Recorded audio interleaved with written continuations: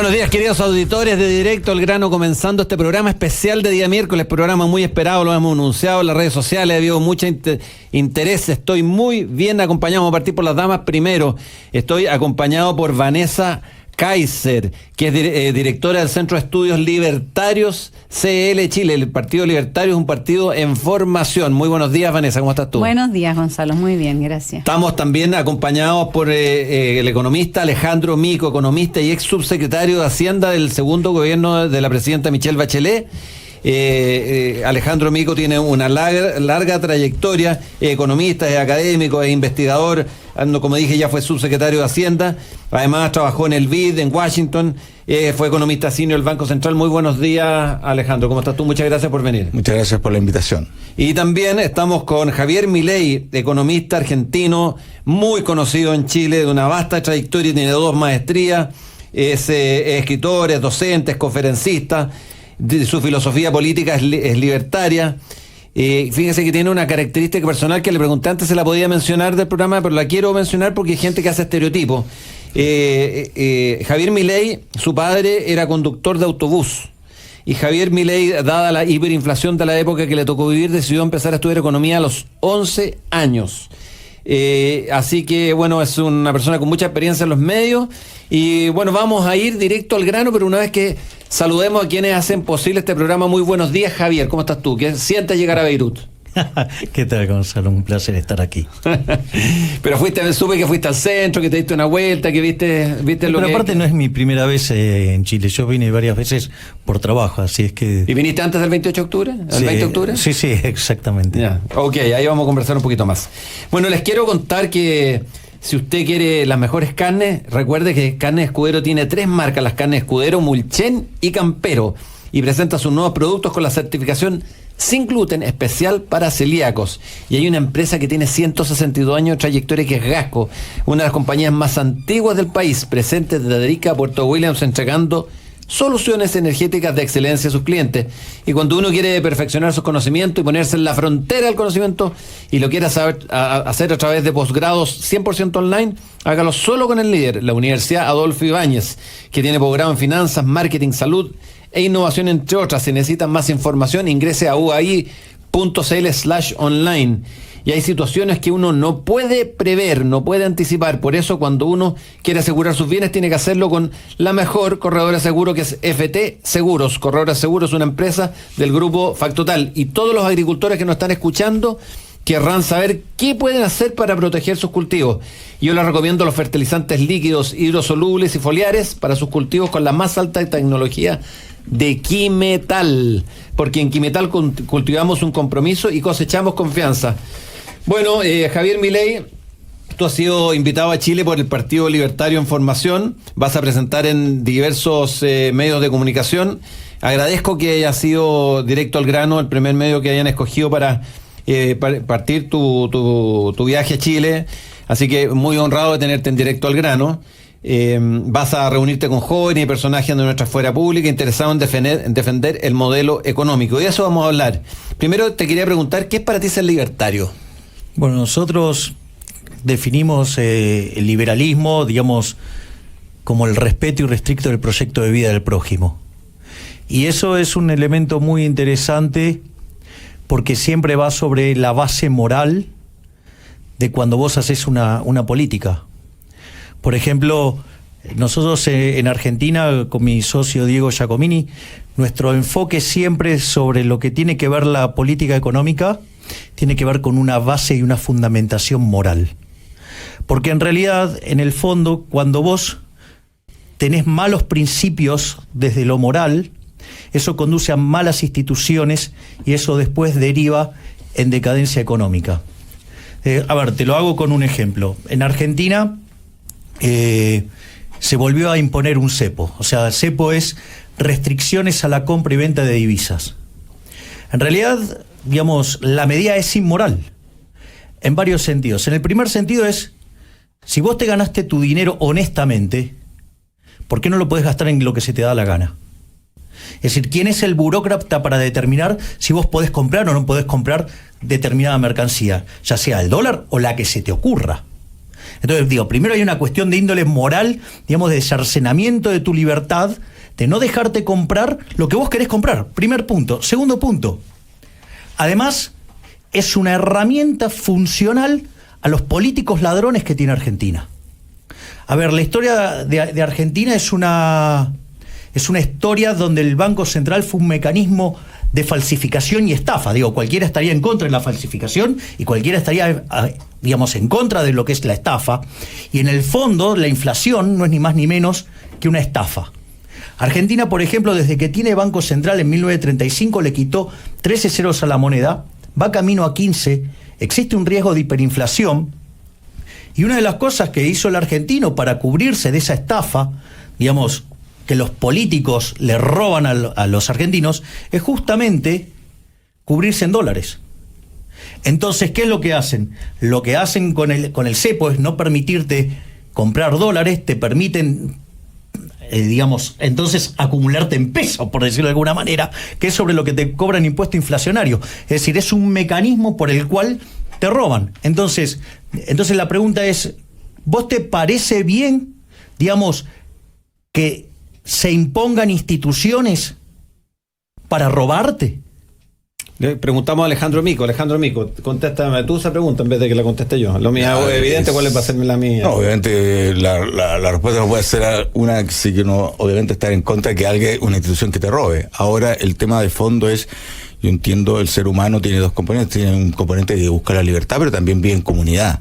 Y al vivir en comunidad, que me gusta mucho que tu idea de que parte de los valores, cada uno puede tener sus valores, me parece perfecto, pero hay valores también que uno quiere buscar. Uno es, como persona natural, hay una componente que uno quiere buscar su bienestar individual, pero también uno es un ser sociable que vive en comunidad. Por lo tanto, al vivir en comunidad se requieren reglas. Al vivir en reglas se requiere que haya alguien que financie esas reglas, que haga lo que se llama en economía, hablando de soy economista, que financie los bienes públicos, por ejemplo, seguridad, por ejemplo, educación, arte. Son bienes públicos que por sí solos, uno de forma individual, invierte menos de lo que uno debiese invertir, de hecho buscando el mismo beneficio personal. Por lo tanto, lo que uno busca ahí es me parece que es lo que todos vamos a estar de acuerdo en esta mesa, es que uno tiene que haber un equilibrio entre lo que hace que el hombre se pueda desarrollar en su ámbito individual, pero también en el ámbito colectivo. Y en lo colectivo se requiere organizaciones, se requiere instituciones. Obviamente esas instituciones tenemos que velar para que sean las mejores posibles, que no haya robo. Yo puedo entender que a uno le da mucha rabia cuando alguien te pide plata para hacer A y terminas dándote cuenta que lo usa en B. Alejandro, eso es el tema de fondo. En eso, déjame preguntarle, ¿sí? Que porque yo no comparto lo que está diciendo Alejandro. O sea, digo, a ver, digamos, la primera cuestión, digamos, es, ok, digamos, yo entiendo, digamos, que el ser humano es un ser gregario, vive en comunidad, y eso, digamos, forma parte natural de las instituciones del capitalismo. Es decir, una de las instituciones del capitalismo es la división del trabajo y otra es la cooperación social. Y justamente, digamos, el hecho de que somos todos distintos, y gracias a Dios que somos distintos, y que existe la división del trabajo y que genera la potencialidad de generar todavía más productividad, se genera la cooperación social. Por lo tanto, el ideario libertario no está reñido ni de patadas contra la vida de la comunidad, porque justamente eso es lo que permite la división del trabajo. Y es más, y cuanto más grandes sean las comunidades, mejor, porque permite más división del trabajo. Digamos, eso ya estaba en Adam Smith, digamos, donde la división del trabajo está limitada por el tamaño del mercado. Ese es el primer punto. El segundo punto es, lo que son los bienes públicos. O sea, a ver, digamos, los bienes públicos para mí es una cuestión de discusión, porque, a ver, se supone que un bien público tiene que tener dos características para ser encuadrado de bien público. Uno es el principio de rivalidad. Es decir, a ver, si yo agarro, digamos, una torta y me la como, vos no te la vas a poder comer. Eso es, digamos, eso es un bien rival, o sea, o lo consumo yo o lo consumís vos. Y el otro es la exclusión, ¿sí? Digamos, y a veces, digamos, si vos podés excluir o no al otro del consumo. Entonces, por ejemplo, es interesante porque la teoría económica siempre aportaba como ejemplo de bienes públicos los faros, ¿no? Digo, porque en realidad no había rivalidad, porque si yo estaba consumiendo la luz que genera el faro, digamos, no había un problema para que el otro tuviera la luz, y además el dueño del faro, por decirlo de alguna manera, si le daba luz a uno no podía excluir al otro. Por lo tanto, si vos agarrás esa definición, entonces claramente, los faros eran bienes públicos, son bienes públicos, o sea, cumple perfecto con la definición. El premio Nobel de Economía, Ronald Coase, se tomó el laburo de chequear de quiénes eran los faros en el siglo XIX. Eran todos privados. Entonces, el tema de los bienes públicos, es una cuestión a discutir y a ver si es bien público o tiene alguna otra característica que hace que trabaje o no como bien público. El ejemplo emblemático no lo cumple. Después, Alejandro menciona el tema de las artes. Para definirlo con bien público, ¿quién es el dueño del dedo que dice que lo que estás viendo está mal? Porque, a mí de repente me puede gustar Dalí y, no sé, puedo decir que Picasso es horrible. Entonces, va a haber alguien que coactivamente va a estar sacando recursos, ¿sí?, para financiar lo que él considera que es arte, con lo cual, me parece extremadamente violento. Aparte, ¿quién soy yo para determinar desde la poltrona, utilizando un mecanismo coactivo de financiación, ¿sí?, para estar financiando lo que yo considero que es arte, cuando el mercado no lo validó? Es decir, si el mercado lo hubiera validado, definitivamente existiría, y si no, no existe. Entonces, en el fondo, estoy decidiendo subsidiar a alguien con la plata de otro que claramente no quería usar esa plata en eso, porque si no, no existiría. Ese es uno de los puntos. El otro tema es el tema de la educación. Pero Javier, tengo una pregunta ahí, porque quiero preguntarle a Alejandro Mico. Alejandro, aquí hay una guerra ideológica. Es una guerra ideológica. No, en Chile. En torno a la desigualdad hay una concepción ideológica que en torno que Chile no ha progresado, que no fueron 30 pesos, fueron 30 años, donde Chile evidentemente progresó, las cifras fueron todas buenas, tú participaste del gobierno, pero seguimos poniendo como en contra del modelo de sociedad que tenemos, la desigualdad, la distribución del ingreso, la acumulación de capital, como los grandes problemas de nuestro modelo económico. ¿Tú estás en esa línea? No, sí, quizás no sé si a los... estaban echando cosas muy detalles, muy de filosofía y de economía básica. Un ejemplo simplemente. Yo no sé si las Fuerzas Armadas en alguna parte son privadas y me va a poner la seguridad pública cuando hay en las comunas, porque el Estado dejó de funcionar bien y se quiere. Ahí viene, pero vamos más allá de eso, porque creo, pero bueno. Bueno, pero no todos los libertarios son anarquistas, estamos los minarquistas. No, pero estoy diciendo que eso es un bien público que se provee en esencia, el ejemplo, los estados nacen para que haya orden, y los órdenes se financian con... Pero está bien, estoy de acuerdo con eso, pero a ver, dejémoslo responder y de ahí yo le hago pero a ver, el minarquismo es una posición que considera que el Estado sí se utiliza para los temas de seguridad y justicia, por lo tanto, el público, eso, pero más allá de... Pero ese sería el contraejemplo de Alejandro, el ejemplo que diste tú, en el fondo iba por ese lado. Ahora mi pregunta es otra. Mi pregunta, a propósito de una conversación que tuve con Rodrigo Valdés el año pasado, creo que fue, sobre el tema de que ahora, a propósito de la crisis moral que está viviendo un modelo que, en palabras de Sebastián Edwards, se hubiera agotado, tendríamos que fortalecer el Estado. Y resulta que cuando uno ve, no sé cómo lo ves tú esto, yo lo conversé con él en ese minuto, que 8 de cada 10 programas, de política pública en Chile no pasan de curso. Cuando uno ve que parte importante de los recursos que se recaudaron con la reforma tributaria que se hizo bajo el gobierno de Bachelet, en la que tú participaste activamente, se destinó a un crecimiento de una burocracia que no está plenamente justificada para la gente. Entonces, cuando tú decías, claro, a uno le da rabia que le quiten recursos para, en vez de la provisión, por ejemplo, de carabineros que fuesen súper eficientes, estuviesen en la primera línea de cómo manejar conflictos y contener conflictos. Nosotros no tenemos eso. Hoy día lo que tenemos, de alguna manera, es una extracción de recursos que van a un Estado extremadamente capturado, ineficiente. Entonces, la pregunta es, ¿de dónde viene la solución, digamos? ¿no? A ver, dos cosas. Yo, primero de contestarte a ti, yo creo que el país avanzó mucho, creo que el país, sin duda, la gente que salió de la pobreza, está mucho mejor de la que no está ahora, y por lo tanto creo que se avanzó como país, y lo que se está buscando ahora es atacar otro problema que la sociedad sigue manteniendo, que se avanzó menos, que en pobreza, salud, educación, carreteras, que fue el tema de la desigualdad, y eso es un tema que hoy día está como explotando, y creo que es un tema que tenemos que abordar de alguna forma, y en eso creo que no cabe otra cosa que escuchar la cantidad de gente que hay en una posición que no solamente es igualdad, es injusticia, acceso a la justicia formal. Entonces hay una serie de temas que tenemos que hacernos cargo.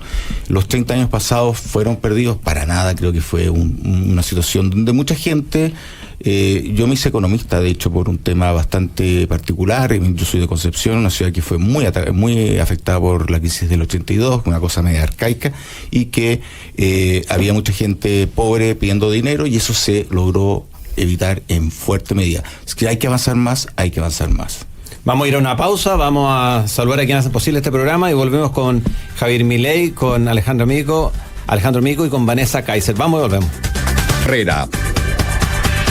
Estamos de vuelta en Directo al Grano conversando con Vanessa Kaiser, directora del Centro de Estudios Libertarios, de un partido en formación en Chile, y con Alejandro Mico y con Javier Milei.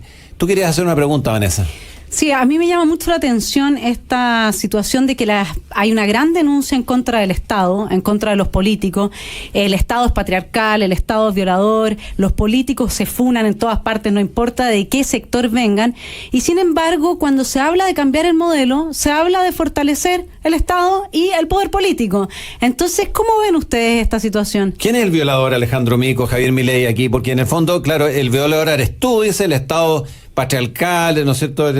Se habla absolutamente que el Estado abusivo, el Estado violador, pero le pedimos al mismo tiempo más Estado, ¿no se entiende? A ver, yo creo que hay dos temas. Una consigna es una consigna. Creo que hay una bronca muy generalizada contra las injusticias, y las injusticias se producen tanto en el Estado como en el sector privado. En el Estado, donde me ha tocado más participar, uno quisiera tener que todo el mundo estuviese más la camiseta puesta, algunos lo tienen, otros no tanto. El tema de que se gasten bien los recursos, que tengamos la eficacia mayor en el Estado, y qué duda cabe, lo principal es que exista completa probidad en el Estado.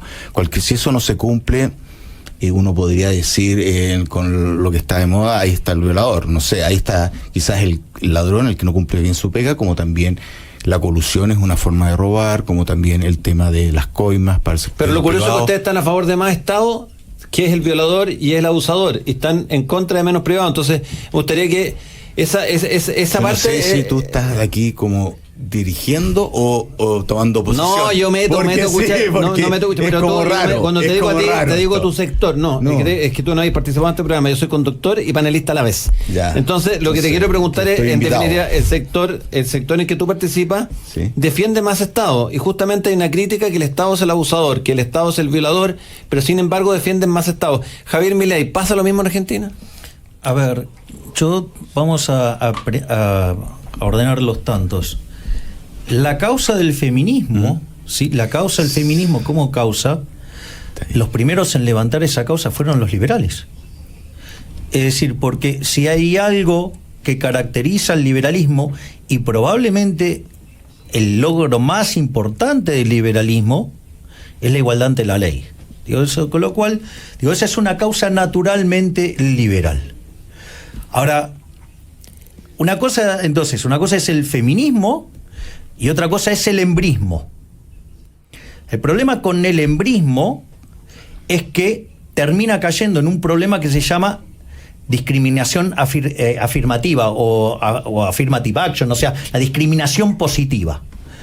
Y que asociado a ello, vos creés que tenés derechos. Y como esos derechos alguien lo tiene que pagar, termina siendo profundamente desigual, porque en otro es donde vos vas a estar cargando la cuenta. Entonces, una de las cosas que uno ve es que vos estás señalando correctamente, Gonzalo, que aparecen contradicciones, ¿no? Entonces, por ejemplo, sí, bueno, el Estado es el opresor, sí, pero queremos más Estado. Es decir, eso es una contradicción en sus términos, o sea, ya arranca desde el vamos. Ahora contradicciones de estas características está llena. Es decir, ¿pero por qué? Porque justamente el pensamiento, cuando vos entrás en la línea del embrismo, claramente entrás en una línea de pensamiento marxista. Y tiene todas las contradicciones propias de esa deformación del pensamiento. Entonces vos te terminás teniendo un montón de problemas asociados a una mala concepción de la cuestión. O sea, de esto hay infinidad de situaciones, de cosas que se discuten y que, digamos, terminás teniendo una contradicción, no sé. A ver, ¿crees que pasa lo mismo con la desigualdad? ¿Que forma parte de este forma parte problema? del mismo problema. Pero fíjate esto, suponete lo siguiente, mira, el otro día una persona, un liberal, va a la Facultad de Derecho en Argentina, digamos, donde es un gran centro de estos tipos de movimientos. Entonces le dice, bueno, digo, el chico está con barba, todo, y le dice a una abogada, le dice, bueno, digamos, yo me autopercibo como mujer. ¿Vos qué haces? Bueno, digo, ok, te acepto que te autopercibas como mujer. Fantástico, ok. Bueno, y ahora digo, a pesar de que estoy con barba y todas esas cosas, pero me autopercibo mujer. Digo, independientemente de que, digamos, o sea, me vista de hombre, lo que fuera, me autopercibo mujer. Le dice, ok, pero ahora además me voy a autopercibir de 7, 8 años. ¿Qué te parece? No, bueno, si vos te querés autopercibir así, digamos, me parece bien. Bueno, ahora quiero tener un noviecito de 7 años. Entonces, digo, ahí te das cuenta que las cosas, digamos, o sea, no funcionan. O sea, vos te podés autopercibir mujer, ¿sí? Y me parece bárbaro. Vos autopercibite como quieras, ¿sí? Ahora, por ejemplo, en Argentina un señor de 62 años se autopercibía mujer. Entonces, como se autopercibía mujer, le permitieron cambiar el documento, entonces se jubiló antes. ¿Por qué? Porque ahora era mujer. Ahora, entonces, digamos, él se autopercibe, entonces usa el Estado para sacarme recursos a mí. Digo, entonces vos hacés de tu vida lo que se te dé la gana. A mí me importa un raba, no sé lo que quiera. Pero mientras que yo no tenga que pagar la decisión tuya. Es decir, porque si no es muy fácil, entonces vos percibiste como quiera, pero la cuenta la tiene que pagar otro, y ahí empieza a reñirse en el plano moral. Es decir, yo no tengo problema, sé lo que quieras, pero no te metas con mi bolsillo. Entonces, si vos vas a usar el Estado para eso, y bueno, ahora, digamos, entramos en otro problema. O sea, me parece que la cosa pasa por ahí. Digo, puedo citar varios ejemplos de estas características donde, en el fondo, yo quiero esto, ok, pero paga la cuenta vos. Javier, a mí me gustaría volver al tema del Estado, porque a ver, en Argentina, digamos, o sea, se te muere gente, digo, tenés salud pública, gente, digamos, o sea, muriéndose de cosas del siglo XIX, pero, digamos, o sea, le pagamos las prótesis mamarias a los hombres que quieren volverse mujeres. Claro, podemos entrar en ese tipo de esquizofrenia, como de alguna manera hubiera parecido, Alejandro, que lo conversábamos un poco, esta reforma tributaria que se llevó a cabo y que algunos calculan que un 40%, otros un poco menos, de lo recaudado de más se hubiese ido a engrosar las filas del Estado con trabajos, digamos, contrataciones que no están bien justificadas. ¿Cómo se percibe esta situación en la que, digamos, cuando nosotros ponemos la fe en que una reforma tributaria puede mejorar ciertas condiciones, como esa misma desigualdad de la que tú hablabas, y luego en realidad la parte importante de esa reforma sirve para propósitos que son estrictamente de intereses políticos del poder, hay como una frustración también de la gente en eso, ¿no? Yo no pondría tanto apellido a las cosas, porque la verdad es que no sabemos lo que hay cosas concretas. Se hizo una reforma para financiar el tema educacional, se aumentó la cobertura en educación básica, se aumentó sobre todo en jardines, el tema de la gratuidad en ciencia universitaria, se aumentó el tema en salud fuertemente, se hicieron más hospitales como nunca nos habían hecho. Entonces hay una serie de otras cosas. Yo no quiero dejar aquí la idea, sí, de que sí hay que hacer una modernización del Estado, que es otro tema. Yo aquí en ese tema no me confundo. Creo que el Estado chileno cumplió un tremendo rol en estos últimos 30 años, que permitió que este país se desarrollara, que tuviéramos reglas claras, que tuviéramos seguridad, que tuviésemos un aumento de la educación primaria, secundaria, terciaria, como nunca antes la habíamos tenido, y que ahora en un momento dado, hoy día, hay que hacerle mejoras, tenemos que modernizarlo. Se han encontrado algunos focos de corrupción que hay que atacar completamente. Yo no puedo estar más de acuerdo con eso, que no podemos. Hay un dicho que dice, si uno es social cristiano, si es socialdemócrata, no puede permitir que el Estado no sea eficiente, eficaz y no sea probo. Yo no me quiero comparar y discúlpeme a mí los argentinos, con una situación que en Argentina se ha visto a muchos escándalos de corrupciones mayores. Obviamente que si uno tiene un Estado que no, a mí no me molesta, ¿eh? No, a mí no me molesta. Pero, es parte del resultado de largo plazo. Pero mi punto es que lo que uno tiene que buscar, lo primero es ir mejorando el Estado, y para eso hay que hacer modernizaciones, y las modernizaciones del Estado, los cambios del Estado siempre son complejos. Las grandes empresas y el Estado en sí es una empresa en términos que maneja muchos recursos, mucha gente. Para hacer los cambios es extremadamente difícil. Me tocó varios ejemplos: aduana, la modernización de aduana, o las mejoras pero Alejandro, en la superintendencia de asilos. No, pero me parece que está buena lo que está planteando Alejandro, y me parece está bueno, digamos, dar la otra visión. Es decir, Alejandro, digo, sin lugar a dudas, Argentina es el país con la ineficiencia técnica del gasto público más alta del mundo, es el peor de la región, y además con los políticos más chorros del universo. Digo, eso no hay duda, se afanan 5 puntos del PBI, son una basura. ¿Sí? Digo, con lo cual, digamos, en eso estoy de acuerdo. Ahora, digamos, pero digo, ¿qué es lo que me muestra mi experiencia a mí de ver 90 años de socialismo? O sea, porque, digamos, arrancó con poquito, y de ser el país más rico del mundo somos 70 y camino a estallar y estar mucho peor. Primer argumento: no existe la idea de la eficiencia en el gasto público. No existe. Friedman decía, mira, hay 4 formas de gastar. Podés gastar tu dinero o el de otros, lo podés gastar en vos o en otros. ¿Cuál es la mejor forma? Gastar la tuya en vos mismo. ¿Por qué? Porque sabés lo que te costó ganarla, y sabés muy bien en qué la querés gastar. Primer punto. Con lo cual, no hay mejor forma que gastar tu dinero en vos mismo. Digo, maximización del beneficio. Ahora, vos podés gastar tu dinero en otros. Ejemplo, cuando haces un regalo. Vos vas a hacer un regalo, tratás de quedar bien gastando lo menos posible. Minimizás el costo. La otra alternativa es gastar. No te voy a invitar a mi cumpleaños. No te voy a invitar a mi cumpleaños. Digamos, o sea, entonces, digamos, la otra alternativa es básicamente gastar la de otros en vos mismo. Yo siempre recuerdo, digamos, el caso de que yo viajaba mucho, por trabajo viajaba muchísimo. Entonces un día me encuentro, digamos, con otra persona que estaba en el aeropuerto. Y entonces, claro, cuando llaman, digamos, él se va en primera. Entonces me hace todo un discurso de por qué él viajaba siempre en primera, y que esto y que lo otro. Tenía toda una argumentación de por qué él viajaba en primera. Claro, el problema es que yo viajaba tanto que voy y me lo encuentro en plenas vacaciones con la familia. Iba en el gallinero. Es decir, ¿por qué? Porque en la otra gastaba con la del jefe. Ahí, cuando tuvo que gastar con la propia, iban todos al gallinero. Es decir, ¿por qué entonces vos ahí maximizás el gasto? O sea, cuando vas a comer, no mirás digamos, el lado derecho del menú, mirá el lado izquierdo, total, la cuenta la paga otro. Entonces, digamos, de eso deriva que, ¿cuál es la peor forma de gastar?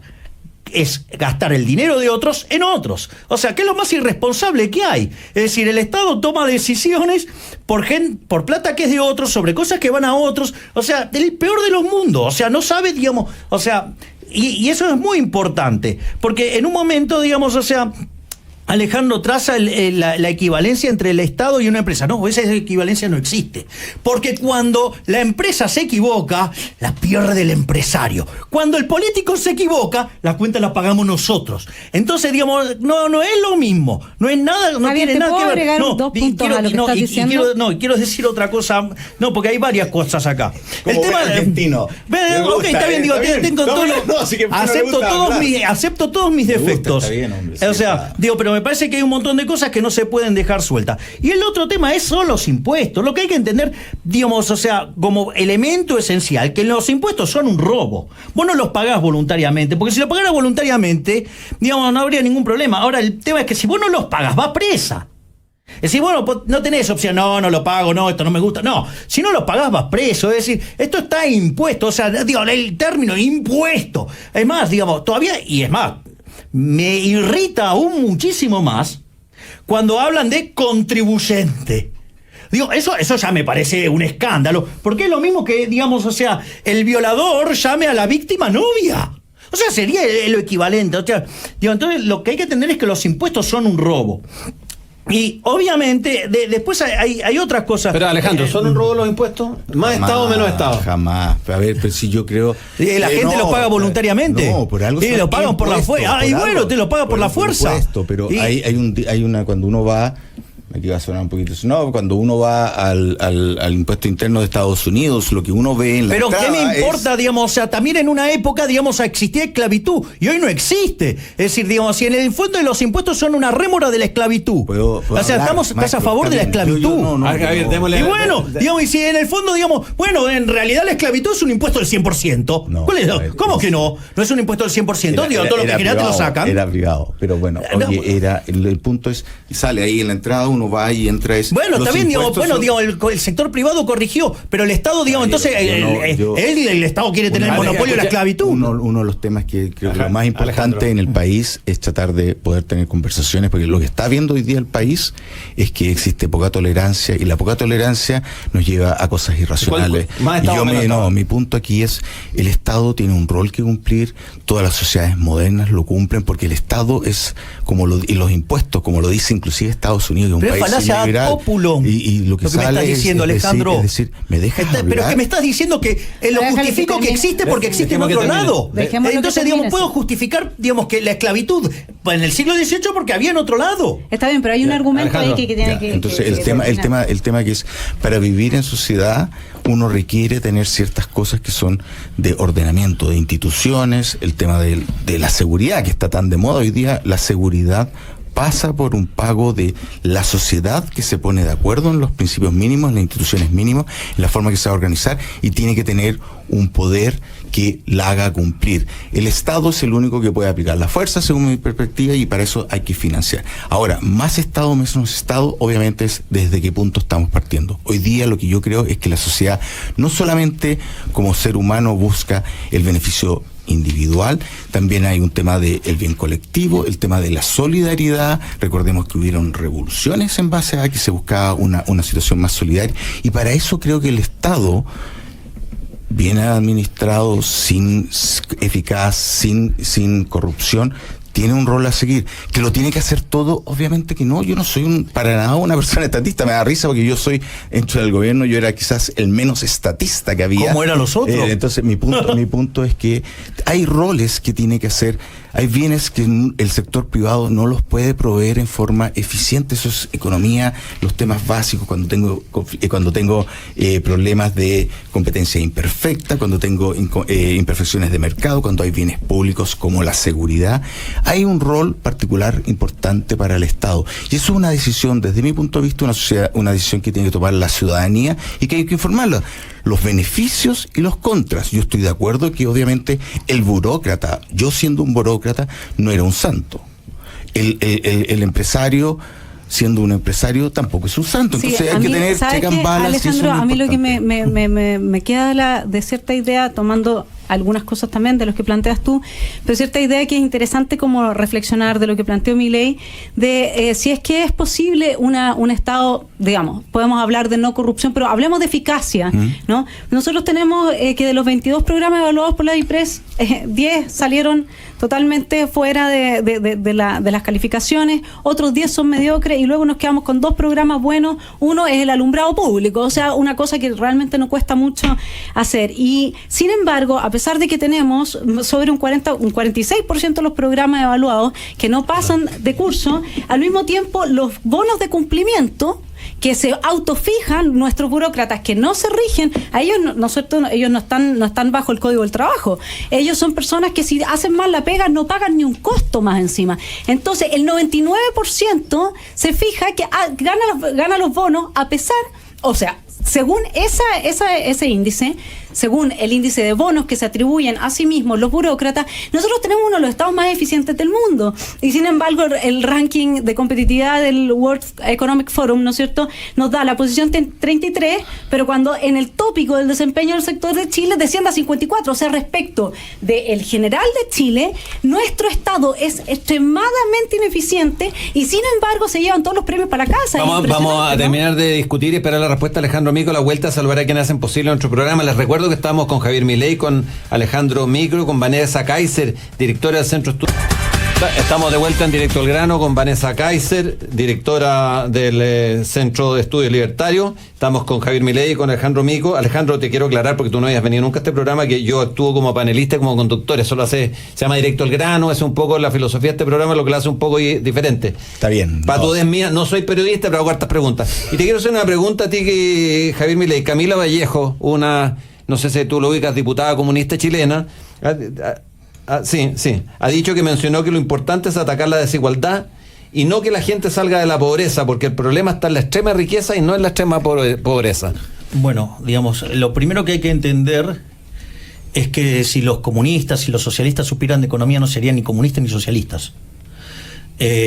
Básicamente trabajan con una mala teoría del valor, que la teoría del valor trabajo, digamos, que fue abatida brutalmente por autores como Gibbons, por el caso, digamos, de Menger, o por el caso de Valradio. El preferido de esos para mí es Menger, pero es un problema de preferencia.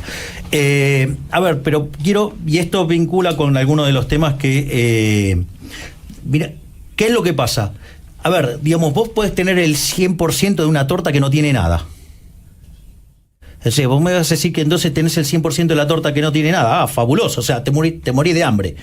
En cambio, digamos, seguramente va a ser algo muchísimo mejor que tengas, no sé, el 5% de una torta de algo, ¿sí? O el 10% de algo. Entonces, lo que no se dan cuenta es que ese tipo de pensamiento lleva a la destrucción de la torta. Es decir, primero, que no existe el concepto de la torta. Sí, pues eso es una mala concepción derivada de una mala teoría económica. En realidad el mercado es un proceso de distribución dinámico, ¿sí? Entonces, cuando vos te pones a tocar y a redistribuir el ingreso, lo que haces es afectar a los incentivos, y en términos dinámicos después la torta además termina siendo más chica. En el caso de los socialistas, lo que terminan haciendo es destruirlo todo. Es decir, pero te lo voy a poner en una figura, digamos, que muestra la inmundicia que es el socialismo, que es Procusto. Es decir, el caso de Procusto. Procusto era un tipo obsesionado por la igualdad, porque todos seamos iguales. Sería un desastre, algo que seríamos todos iguales, porque, digamos, no habría división del trabajo, digamos, o sea, no habría sentido la cooperación social, sería una inmundicia al mundo, sería una guerra. Pero al margen de esa situación, fíjate el caso de Procusto. Procusto, ¿qué hacía? Invitaba a su gente a la casa. Les daba de comer, ¿sí? Y les daba alcohol. ¿Para qué? Para que quedaran borrachos y quedaban tontos. Entonces, ¿qué hacía? Los invitaba a dormir. Entonces tenía una cama, Procusto. Procusto es el socialismo. ¿Qué hacía? Lo ponía en la cama. Si era demasiado alto, le cortaba las piernas y le cortaba la cabeza. Si era demasiado ancho, le cortaba los brazos. Y si era demasiado corto para la cama, lo estiraba. Es decir, con lo cual era un torturador, era un asesino. Sí, era un asesino, era un señor sangre. Sí, eso es el socialismo. ¿Por qué? Porque no hay nada más disparatado que exigir la igualdad de los que somos desiguales. Entonces, digamos, o sea, la única forma en la cual vos podés hacer eso es mediante la violencia. ¿Sí? Y, digamos, yo no creo que una sociedad violenta sea mejor que una sociedad que respete restrictamente el proyecto de vida del prójimo. Ahí, de hecho, fíjate esto. Cuando, digamos, Alejandro habla de la solidaridad, ¿acaso, digamos, la solidaridad tiene que ser hecha a punta de pistola? Porque cuando la hace el Estado es a punta de pistola. Es decir, la redistribución del ingreso, la justicia social, es un robo y un trato desigual frente a la ley. Entonces yo quisiera saber si Alejandro está a favor del robo y del trato desigual frente a la ley. A mí me parece una inmoralidad. Ahora, si a vos te parece bien robarle a la gente para dársela al que el burócrata quiere, tenemos una diferencia de valores morales. Alejandro, sí, tu turno. Yo creo que llegar a los extremos, no quiero hablar de caricatura, obviamente. Pero ¿por qué extremos si es lo que sucede? ¿O qué es la redistribución del ingreso? Yo nunca he visto un socialista que le corte la cabeza. Ah, ¿no? ¿Cómo que no? Mirá cómo vive la gente en Cuba. Bueno. Digamos, se la cortaron de otra manera. Los condenaron a la pobreza. Oye, mirá lo que eran los edificios. Sí, pero está en lo que se llama la lógica de camino de servidumbre. El libertario en la esencia también escucha los argumentos. Yo entendía eso. La racionalidad está como en la esencia medio básica de esto. Entonces yo quiero escuchar. Pero ¿por qué, digamos, o sea, ¿por qué definís tu posición como la racional? No, yo no te estoy. No, pero vos anteponés la racionalidad. Hablar. ¿Acaso mi posición es irracional? Si yo la estoy justificando, si yo, digamos, te lo estoy avalando, digamos, desde la teoría económica, desde la lógica, ¿sí? Y de la evidencia empírica. Yo no te dije tratando de hablar. Yo, a ver, el tema me fue la onda después de esta. Mi punto, yo no creo que sea bueno llevar a las cosas como de caricatura, como decir que el capitalista lo único que quiere en su vida es ganar un peso más y que está dispuesto a no respetar los derechos humanos de otra persona para sacar un peso más para su bienestar. Eso no va contra la definición del liberalismo. Vos no podés ser exitoso, digamos, avanzando sobre el otro, porque es el respeto irrestricto del proyecto de vida del prójimo. Yo no te estoy el capitalista no hace eso no es una caricatura falsa. Tú no te estoy diciendo que... Bueno, pero es una caricatura falsa. Bueno, en cambio, digamos, la simplificación mía se parece. Yo lo que quiero decir sí es que es importante, primero más allá, porque no vamos a estar...